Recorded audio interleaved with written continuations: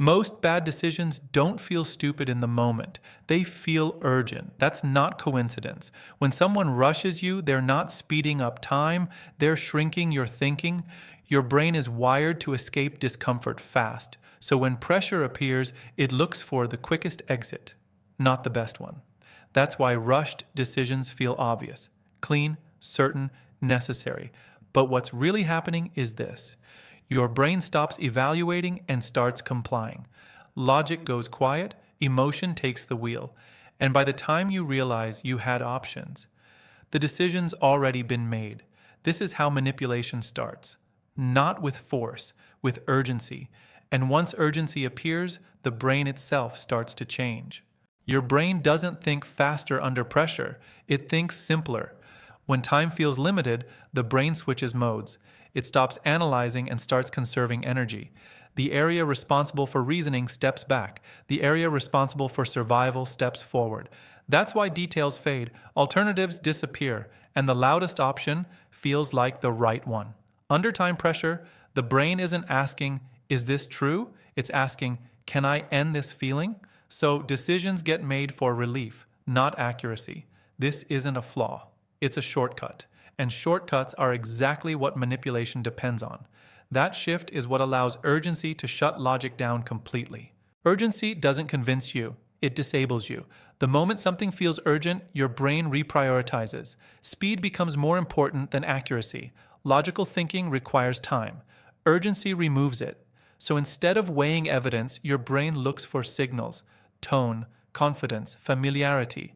That's why confident voices feel more trustworthy under pressure, and why weak arguments suddenly sound good enough.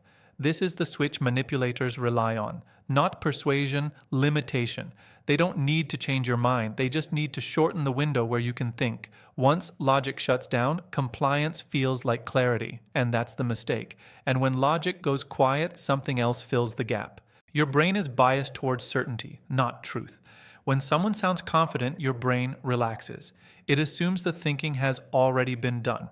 That's why confidence feels reassuring, even when there's no evidence behind it. Under pressure, this effect gets stronger. The brain grabs onto the clearest signal and stops questioning. So, confident statements replace facts. Tone replaces proof. This is why the most convincing people aren't always the most accurate. They're just the least uncertain. And once confidence fills the gap where evidence should be, the decision feels safe, even when it isn't. That's when confidence begins to replace evidence. One of the fastest ways to control a decision is to control the options. When you're shown only two choices, your brain assumes they're complete. It doesn't ask what's missing. Under pressure, this gets worse.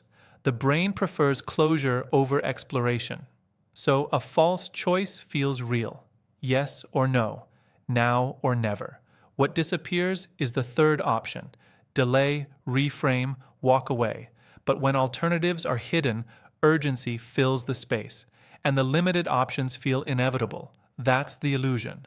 Not that the choice is hard, but that it's the only one. Once your options are narrowed, the first one starts to feel right. The first option you hear doesn't just arrive first, it sets the frame. Your brain uses it as a reference point. Everything else gets compared to it. Under time pressure, that anchor becomes heavier. Alternatives don't get equal attention, so the first choice feels familiar, safer, normal. Not because it's better, but because your brain adjusted around it. This is why early suggestions stick, and late objections struggle. Once the frame is set, the decision starts leaning on its own, and by the time you notice, it already feels made.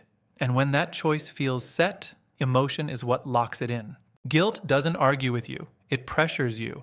When guilt is introduced, the brain shifts focus from what makes sense to what makes me look good. Suddenly, the decision isn't logical, it's moral. Phrases like, "I do this for you," or "after everything I've done," aren't information. They're emotional weights. Under guilt, saying no feels like harm. So compliance feels like relief. That's why guilt works so well. It bypasses reasoning entirely. You're no longer deciding. You're repairing a feeling. After guilt does its job, familiarity makes it feel justified. Your brain confuses repetition with reliability. The more often you hear a voice, the safer it feels. Not because it's proven, but because it's familiar. Under pressure, familiarity becomes a shortcut for trust. The brain stops checking and starts accepting. That's why repeated messages feel true, and why strangers become credible quickly. Nothing new is being learned, only reinforced. This is how influence settles in quietly, not by force, by exposure. And once something feels familiar, questioning it feels unnecessary. And when familiarity is established, silence becomes powerful. Silence isn't neutral, it's pressure. When someone stops responding, your brain fills the gap. It looks for resolution. Uncertainty is uncomfortable, so the urge to act grows. Under silence, people overthink. They assume responsibility, they move first. That's why unanswered messages feel heavy and pauses feel intentional. Silence shifts control without effort. The person who waits wins. No words, no arguments, just tension. What's left after the silence is the part people live with. Regret doesn't come from bad outcomes, it comes from rushed ones. When a decision is made under pressure, the brain skips evaluation, so later it replays what it never processed. That's why regret feels sharp, specific, unavoidable. You don't regret the choice, you regret the lost moment to think. This is the final effect of manipulation, not control in the moment, but ownership afterward. The urgency fades, the pressure disappears, and you're left holding a decision you didn't fully make. If you like this video, please subscribe so you can keep seeing what usually goes unnoticed.